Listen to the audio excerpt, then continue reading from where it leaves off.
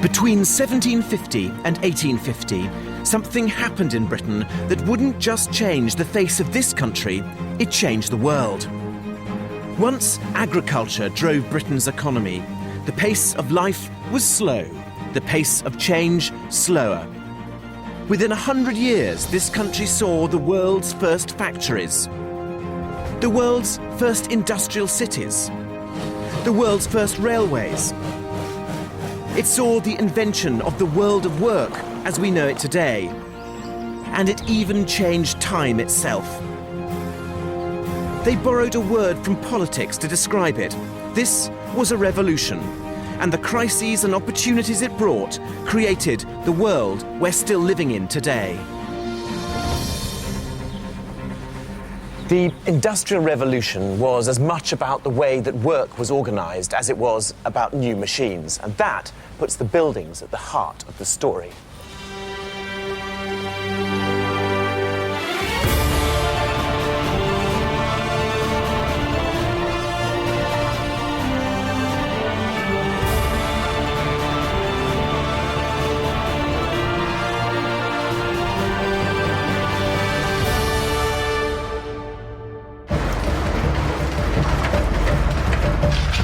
The Industrial Revolution looked, sounded and smelled like nothing else before. It created vast cities and vast slums. 6-year-old children worked 16-hour days in factories. Vast swathes of Britain were coal-dusted, smog-bound and ruled by the factory bell. We imagine the Industrial Revolution was a time of squalor, dark satanic mills, of belching smoke and misery. But it was never meant to be like that.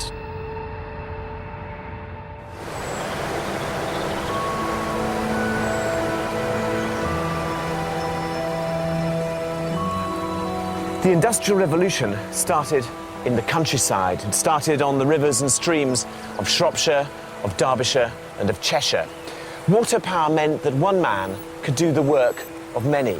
But it also meant that the mills had to be spread out and built in isolated valleys like this. The Industrial Revolution began with medieval technology. Water wheels had been used for grinding corn for centuries. What changed in the 1750s was that a way was found to harness the old water power technology to spin cotton. It started a process that has never stopped, mechanisation, multiplying the work of humans. Would-be entrepreneurs fell over one another to get their hands on the new machines.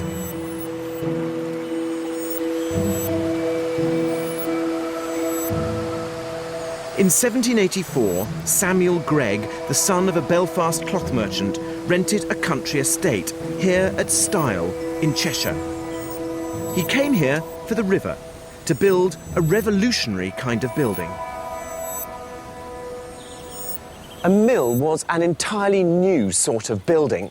And so when the architects came to design it, they'd got nothing to follow, no precedents. But of course what they had got was contemporary Georgian architecture. And that is in fact where they looked. If you look at the bottom part of the mill, it's very, very much like a Georgian terraced house with its doorway and its windows that look like sash windows but aren't in fact. And as you go up the building, the top bit looks a little bit like the stable block of a grand country house with a pediment and a clock and a little cupola on the top with a bell in it. Even the people who built it didn't know they were taking part in a revolution. It was by stealth. The Greggs lived right next door to the mill, their pride and joy. They provided their workers with everything they could need. It reminds me of the model villages of the agricultural reformers. But something fundamental had changed. In the mill, workers became employees. Before 1750, spinning and weaving, like most manufacture, had been something that people did at home, on their own terms. All this really started with a lot of money. People wanting things to invest in, looking for business opportunities, as perhaps we'd call it today. We look at these buildings now, They look solid, obvious manufacturing centres. At the time, you're taking a gamble, and what we're looking at is one of the successful mill sites. But there were hundreds from the late 18th century that only ran for 10 or 15 years and failed. In a sense, the revolutionary thing about the Industrial Revolution was the organisation of labour, how you organise people. For Merchant builds a factory, he has control of the whole of that manufacturing process. And this is a great working opportunity for the farm labourers in this part of Cheshire. They can come here, they've got regular work, even though they're being paid by the piece, throughout the year, 6 days a week, and they get regular meals. And this is something that is completely different to what's going on in the farming regime in the surrounding countryside. We're so used to factories, offices or call centres, we don't even notice there's anything strange in a building that exists only for work. Here, workers wouldn't be their own masters. They would become living cogs in the machine.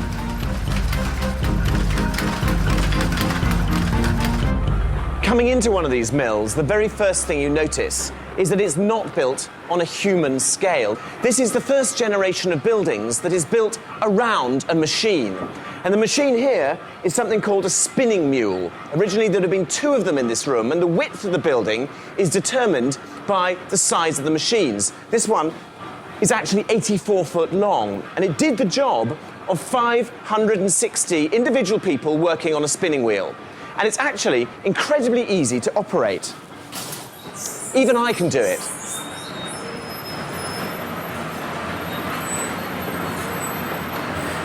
One man could work the mule with 2 children crawling underneath. It was dangerous work. But those 3 people were making 240 miles of thread a day, and there were over 100 mules at the mill. So, 380 people were making 6.5 million miles of thread in just a year. Of course, the idea of an industrial village was new. The mill itself was a new idea, and the machinery inside it was new. But the thing that was really innovative was the way that all of this changed the way people lived. This was the invention of 9 to 5. It was the invention of the modern job. For the people who worked here, the modern world had arrived. For the rest of the country, life went on pretty much as before. Industry was tied to the rivers. Britain was on the cusp of a revolution. But before it could reshape the world, the mill needed to be set free. The rural idyll of the first mills was swept away by the coming of steam. Now mill owners could build wherever they liked. They didn't need rivers anymore. They needed coal. In the early 1800s, small market towns like Leeds, Glasgow, Birmingham became vast cities, creating a new kind of human existence. This is where the Dickensian world of slums and child labour, of smoke, stench and satanic mills was born. And the epitome of all of them was Cottonopolis, Manchester.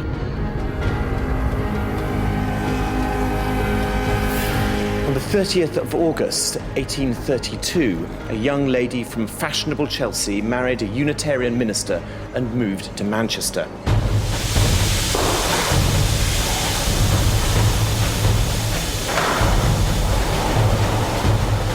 Her name was Elizabeth Gaskell, and what she saw in the shock city of the Industrial Revolution was like nothing she had seen before. Elizabeth Gaskell's novels uncovered a new world for her readers, where the streets throbbed with the noise of steam engines and pulsed with the bustle of money-making, towered over by immense mills.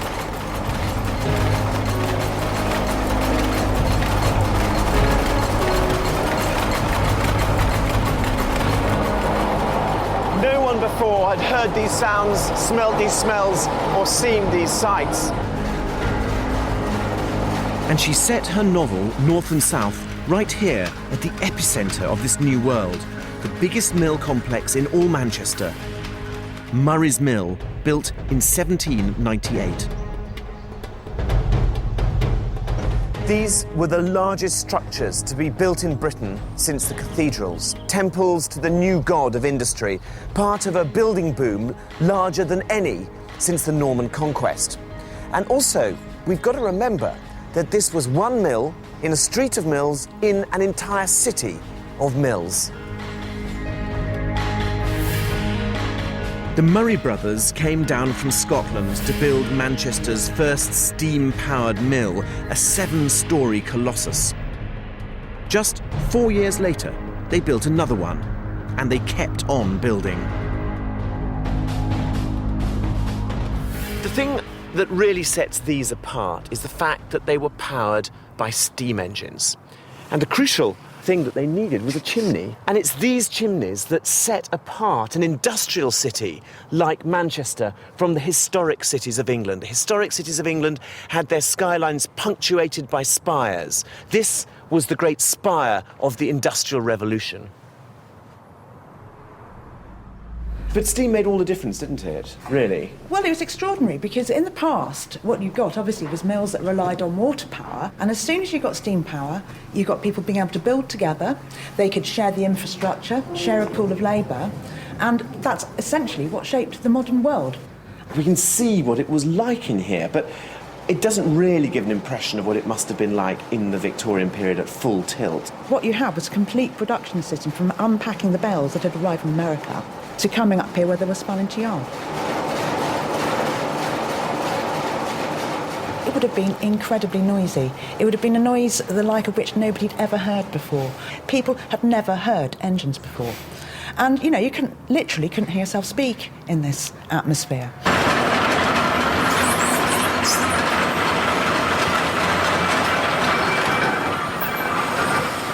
And the other thing, of course, and something that really struck people at the day, was that the whole thing was lit by gas.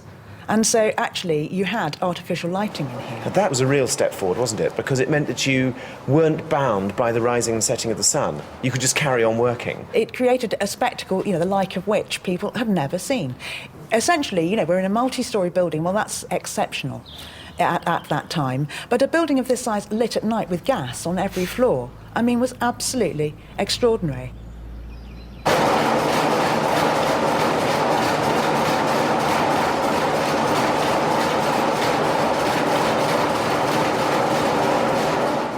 People think at the time. There was a lot of fuss about people coming in the slums and so forth. And they say, oh, well, actually, it's wonderful in Manchester because entire families can get work in the mills. And that was absolutely true.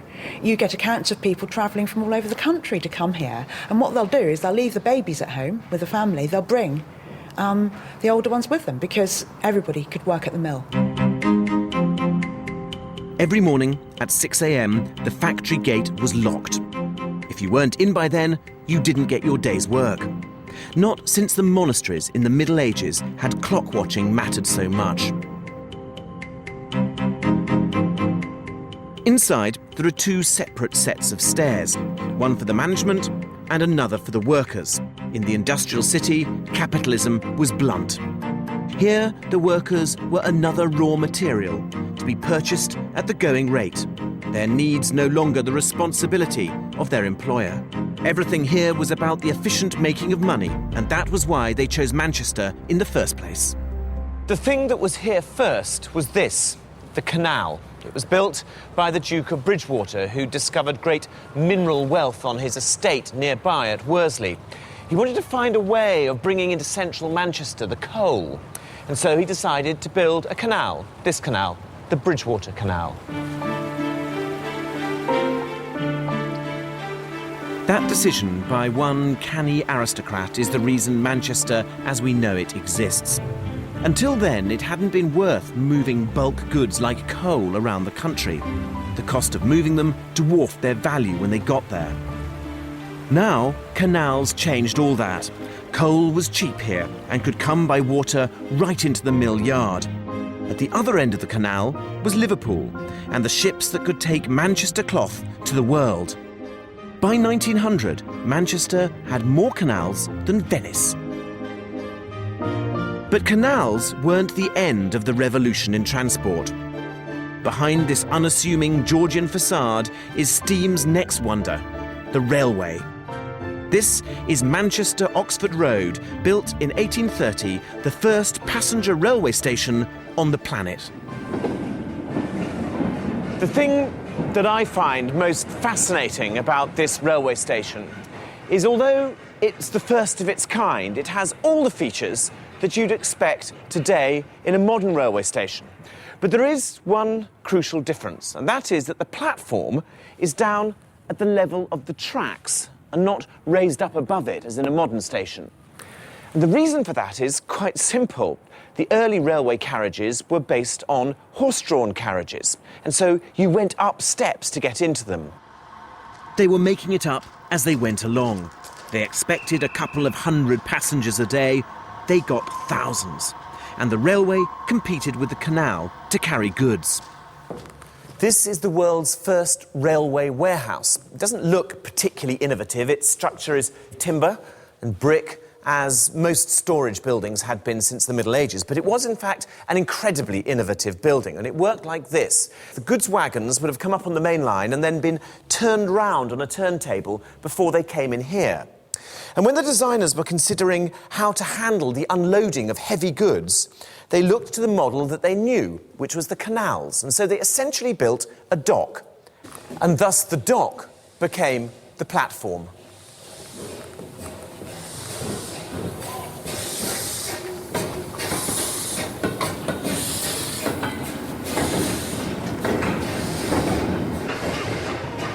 Within a decade, railways would cover Britain, linking towns and cities, making possible a national market for the products of industry. Stephen Parisian has been travelling from London to Bristol on the greatest of the Victorian railways.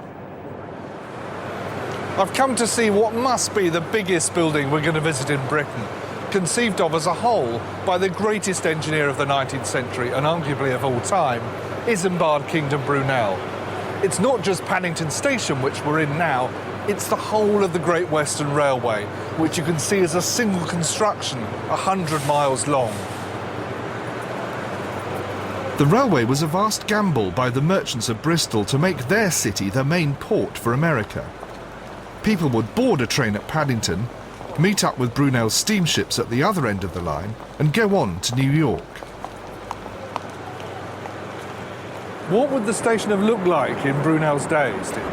Really rather different, Steve. This central space was an awful of trains. The station was completely divided between a departure side over there and the arrival side over there, as completely separated as in any modern airport. If you were a rich Victorian family arriving at Paddington to take a train for your country house in the west of England, the station was very much planned around your movements. Your coachman would drop you off at the first-class waiting room, your footman would go and collect your tickets in the booking hall, and your horses would be led up ramps into a horse box, your carriage would be rolled onto a carriage truck. So it's very much a utilitarian building then, but in that case, why spend all the money on this fabulous decorative detail? Well, the ironic point is that this is Brunel's vision, Brunel's will, and his directors didn't want him to. You might have thought that all of this would be to flatter the taste of the directors and the first-class passengers. Not a bit of it. They expressly said they wanted the station to be as cheap and inexpensive looking as possible. Brunel surprised them, I think, but then he did that. Well, thank goodness that Brunel Absolutely. won. When he started building the Great Western Railway in 1834, Brunel had only ever travelled by train once, but he was sure he could do it better.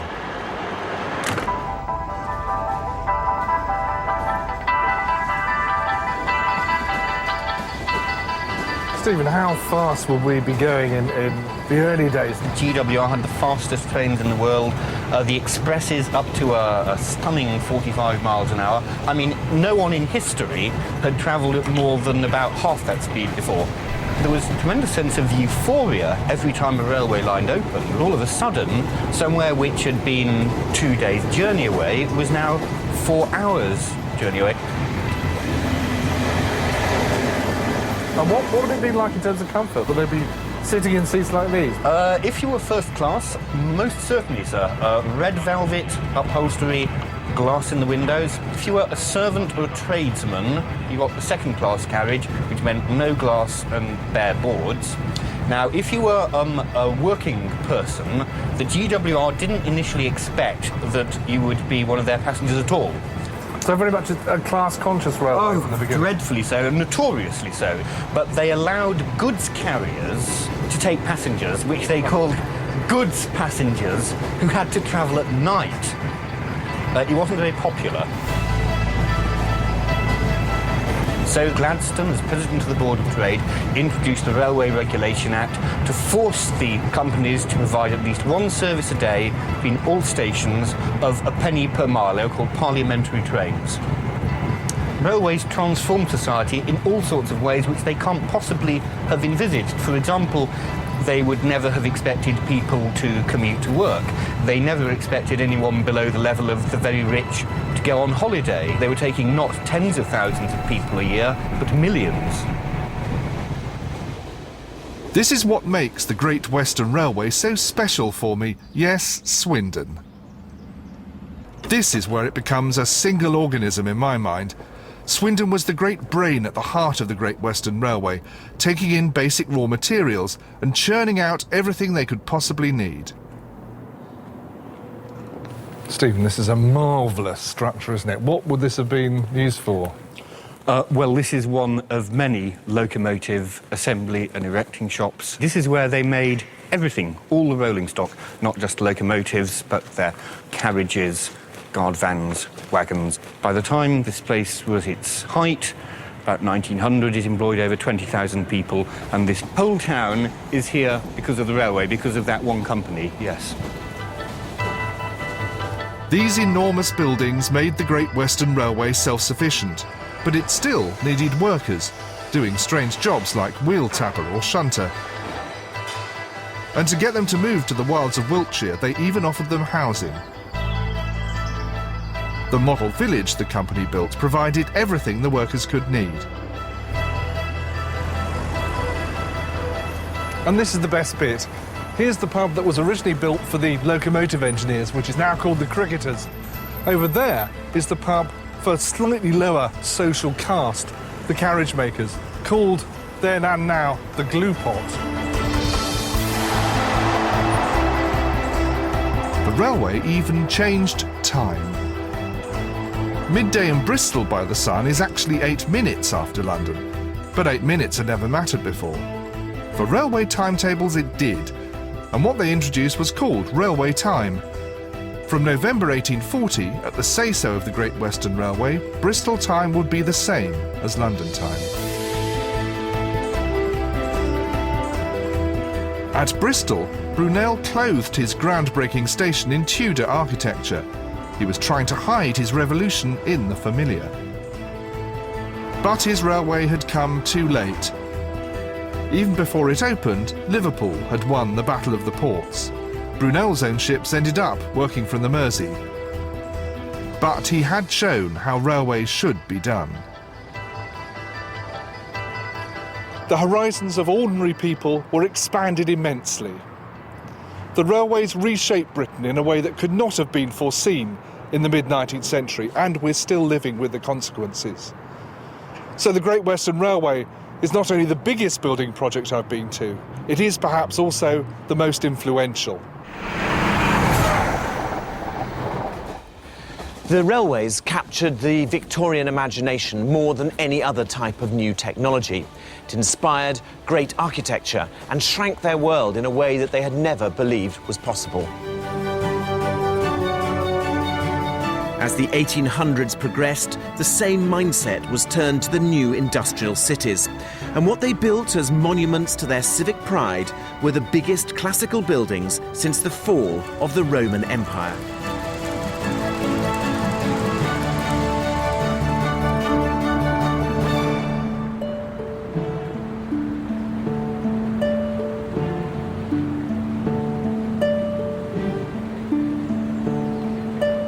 It's 1830. Liverpool was the biggest and richest and brashest of the new cities. It was bourgeois and it knew it. What Liverpool wanted, along with the other new centres of northern Britain, was to show that it knew about more than just money, that it was a place of culture. For me, this is the most successful and the most spectacular of the Victorian civic centres of Britain. It says unequivocally, it says almost aggressively to Manchester and Birmingham, we're more sophisticated than you, we're richer than you. And it says to London, anything you can build, we can build bigger. This is, in fact, Liverpool's Acropolis.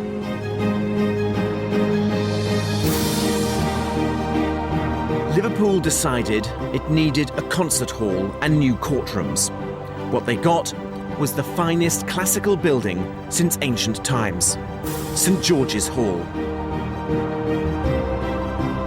But underneath a facade that came from the past, they hid some technology that belonged to the future. What I'm standing in is a miraculously well-preserved Victorian air conditioning system. This is a vast contraption. It covers 2 whole floors in the basement of the hall, hundreds and hundreds of yards of these corridor-sized ducts. Under my feet, powered by a steam engine, there were machines for moving about hot and cold air. The way the air got into these ventilation ducts were by men coming down here and pulling these ropes, opening up flaps to allow hot or cold air, as they choose, come into the ducts and rise up into the hall above. There was even a thermostat, albeit a big one.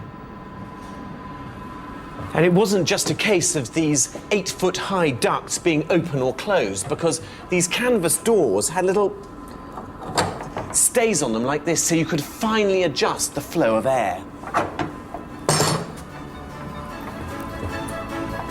Of course, in Liverpool, it was probably used more often for heating than cooling. But it just shows the split personality of this building, like the Liverpool merchants who built it. Because upstairs, the public face of St George's Hall was anything but modern. I'm completely overwhelmed by the sheer scale and magnificence of this space. It's actually based on the baths of Caracalla in ancient Rome, and it's as magnificent as the original. If you look on the balconies up here, you can see different uses of marble and alabaster. And then there are these great pillars holding up the ceiling, which are made of solid polished granite.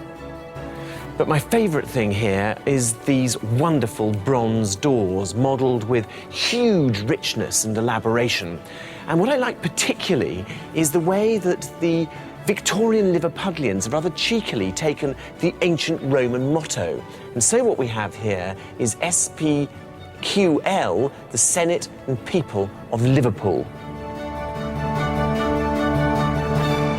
A building as incredibly impressive as this must have been very, very, very deliberately calculated to say something about the people who built it. I think this building, more than anything else, says what an extraordinarily prosperous, successful, enterprising place early 19th century Liverpool was.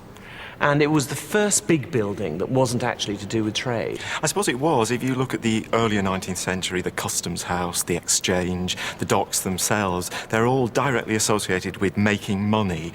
And early 19th century Liverpool was a pretty brutal place, really. And this building shows an aspiration to something other than commerce, other than making money.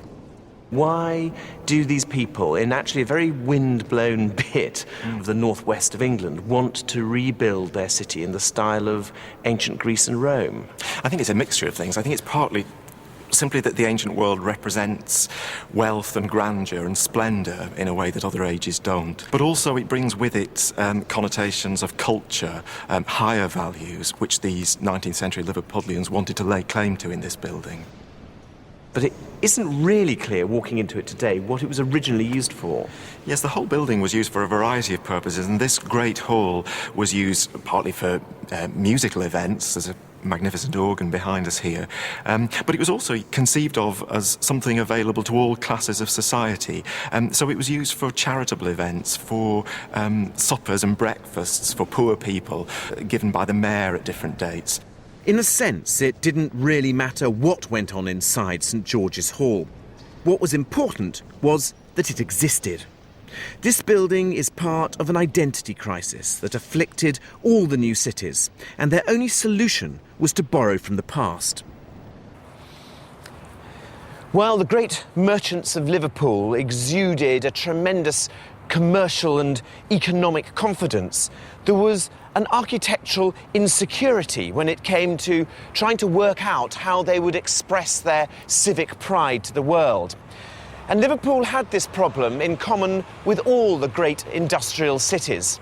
They all looked back to the golden ages of European civilization to find a way of showing how they were equal to the men of ancient Rome, ancient Greece, the Renaissance city-states, or even the golden age of the Netherlands in the 15th century. In 1750, places like Manchester and Leeds had been medium-sized market towns. By 1850, as many people lived in the great cities of the industrial north as lived in London. These cities didn't just need a new architectural style. They needed to invent a whole new series of buildings and institutions to cope with the population explosion. It's not only our cities, but our towns and even our villages that have at their heart Victorian civic buildings. These are the town halls, the libraries, the courtrooms, the police stations. They were built to express the civic pride of the places in which they were built. For the first time in British history, government in the shape of the new town halls started to get involved in the details of people's lives. The Victorians built hospitals, the first municipal parks. They built the first council housing, like this street in Ancoats, which was once called Sanitary Street. That's how proud Manchester Council was of their sewerage. They invented a whole new infrastructure that today we just take for granted. The essential fact remains that what we regard as a city today is based on a Victorian ideal. Not only did they create new kinds of buildings, the Victorians took the new materials of the Industrial Revolution and changed the way the buildings would be constructed. They were accidentally inventing a new style that wouldn't hide technology under an historical skin.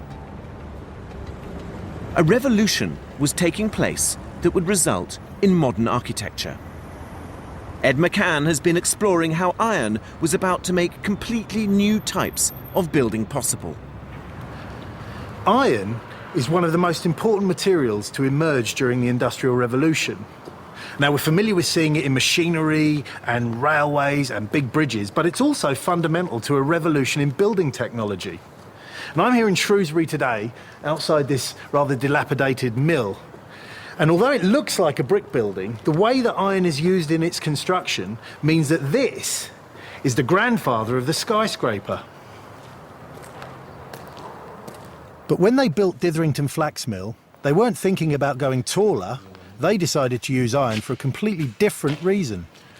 So, Neil, what's the story behind this building? Why is it so important?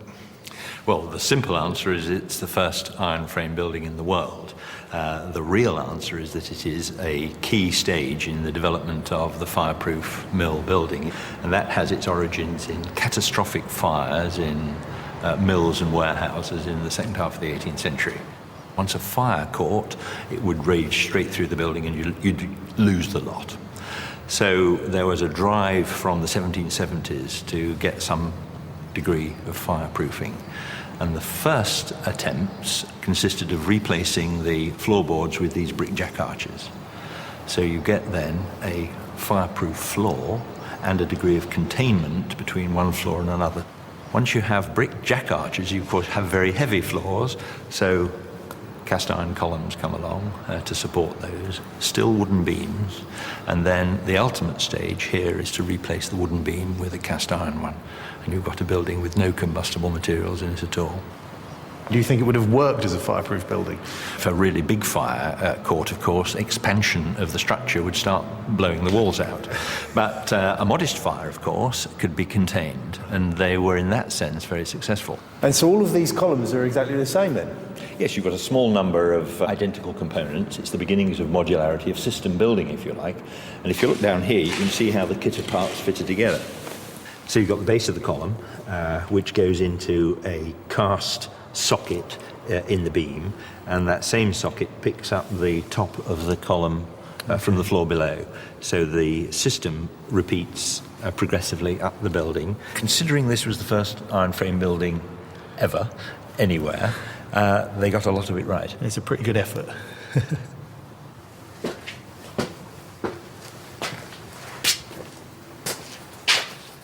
Now, I've come up into the roof space here to have a look at a detail that I think is a really important part of this building.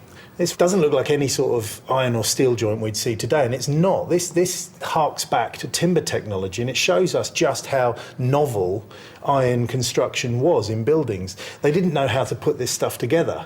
Now, in the next few years, they figured it out.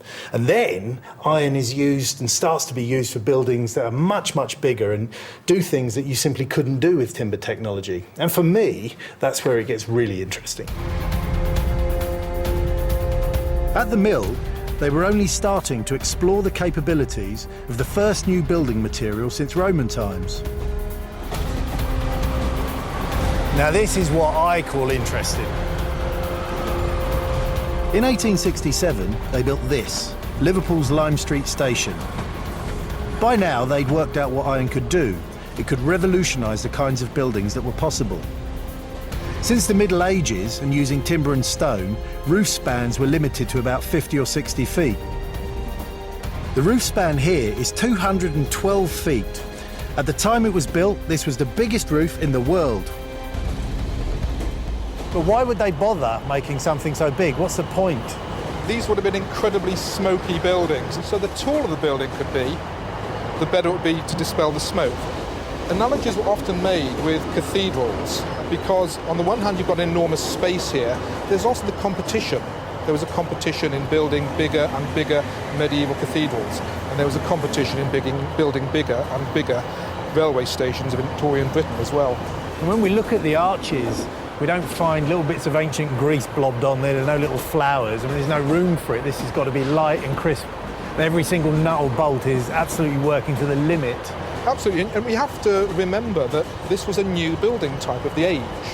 Of course, one of the other things about this that strikes me, these lightweight trusses allow you to build a roof very, very quickly, because you can build them on the ground, lift them up into place, move along and do the next one. Absolutely, the construction time for buildings like this was incredibly fast. It's very much looking forward to the future because of the speed of construction, the quality of the new materials. Towards the end of the century, the architects who'd ignored structures like this started admiring them and seeing this as being the way forward to a new style for the 20th century.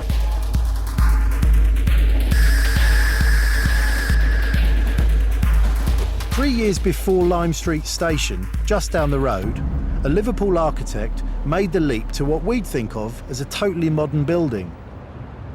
Oriel Chambers isn't very famous, but it's incredibly important. It was all very well using iron in new kinds of buildings like railway stations, but what they realised here was it meant they could throw away 1,000 years of stone building technology and do something completely new. This building over here is just one step short of being a skyscraper.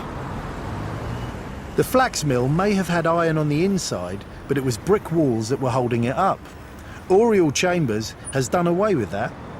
On the front, what look like these vertical masonry columns are actually hiding iron columns. So this is just a bit of stone strapped to iron. Iron is carrying the weight, and that changes everything. If we were building an 11-storey masonry building, the walls would be 7 foot thick by the time we got to the bottom, and you'd have no room for windows, so it wouldn't be a very nice building. Iron columns only have to be a few inches thick, and so you can just stick another floor on top and still have plenty of space for windows and things at the bottom. That's the way skyscrapers work. With iron framing, we can just keep on going up. We've got a skyscraper here, and it was invented in Britain. The urge to invent, experiment and improve swept every aspect of working life. The extraordinary economic success of the Industrial Revolution brought enormous benefits. But the downside was, quite frankly, appalling. Migration caused the population to explode, and there wasn't proper sanitation or housing. The consequences were levels of deprivation and squalor that we hadn't seen since the Middle Ages. The Victorians came up with a solution to that nightmare, and 15 million of us still call it home. Between 1800 and 1850, the average lifespan in British cities halved. A child born in Liverpool could expect to die before their 27th birthday. The downside of the industrialisation of Britain, with its slums and hideous working conditions, its pollutants and poisons. Frederick Engels described Manchester slums in the 1840s. Everywhere, heaps of debris, refuse and offal, small one-storied, one-roomed huts, kitchen, living and sleeping room all in one. In such a hole, scarcely 5 feet long by 6 broad, I found 2 beds, cattle sheds for human beings. This is a cellar that's been closed up for about 150 years. We don't know whether it was actually lived in the Industrial Revolution, but this is precisely the sort of cellar that whole families would have lived in. I'm not talking about 2.1 children, I'm talking about families of 6 or 7 children. Very, very poor. There's no sanitary provision here. There's no running water, no drainage. There's an oven in here. It was the poorest sector of society that lived in these cellars. There's a blocked up door here, and a blocked up window, which would suggest that it wasn't as dark as this originally. But it would have been very damp, very cold, and very horrid.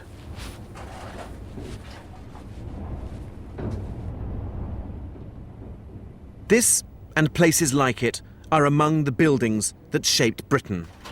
Faced with this squalor and misery, Victorian Britain woke up and did something.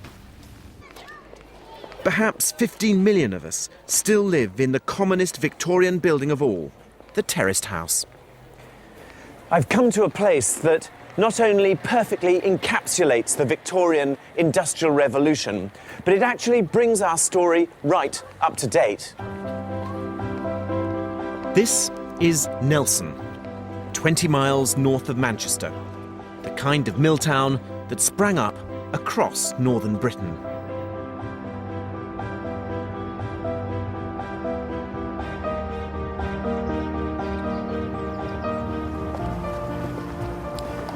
So this whole town's wealth and existence is really based on textiles. Yes, I mean, what's amazing to think is that if you're standing here 150 years ago, you'd be standing in open fields.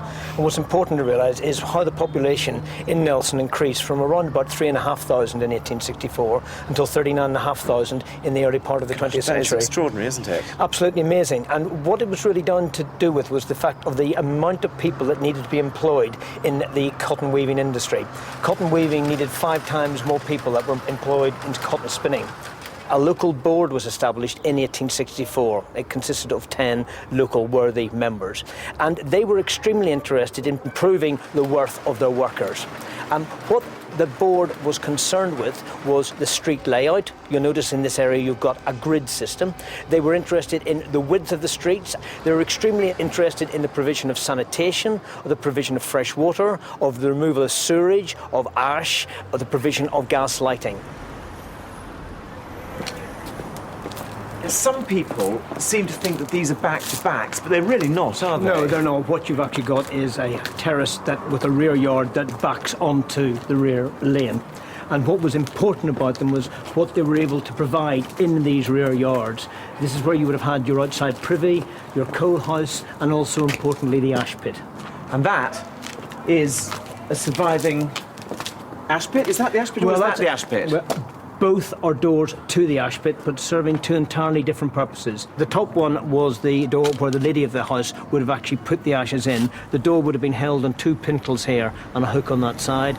And then, through the night, the ash pit lorry would come along, and obviously the back lane has to be wide enough, and they would have kicked the bottom plate off, raked the ashes out, put them on the flat-backed cart, which then would have been taken off and the ashes used in other industrial processes. It's very neat, isn't it? It's very modern. The modern industrial world was invented in the towns and cities of northern Britain. Manchester, Liverpool, Leeds, Birmingham, Glasgow, Belfast. For the first time in British history, the centre of gravity of the country had shifted north. And then, 150 years after it had arrived, and just as suddenly, industry was gone. Towns like Nelson were built on the Industrial Revolution. And when that industry went, which it all did 30 years ago, it opened up a huge question. What do we do with the mills? What do we do with the canals? What do we do with the streets? And that is a question that we now have to answer. Britain has become the world's first post-industrial society. Our mills are now loft apartments and furniture warehouses, call centres and internet startups. We navigated the first industrial revolution, and now we're the first to deal with its aftermath.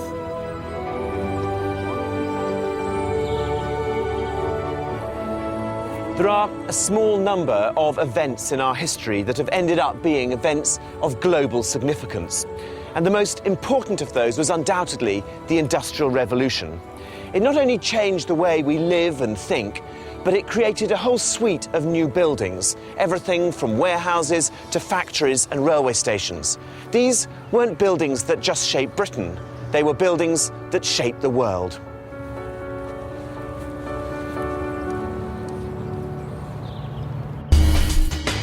Next time, I look at how the modernist buildings of the 20th century derailed the evolution of British architecture. But is there a way forward for the buildings of the 21st century?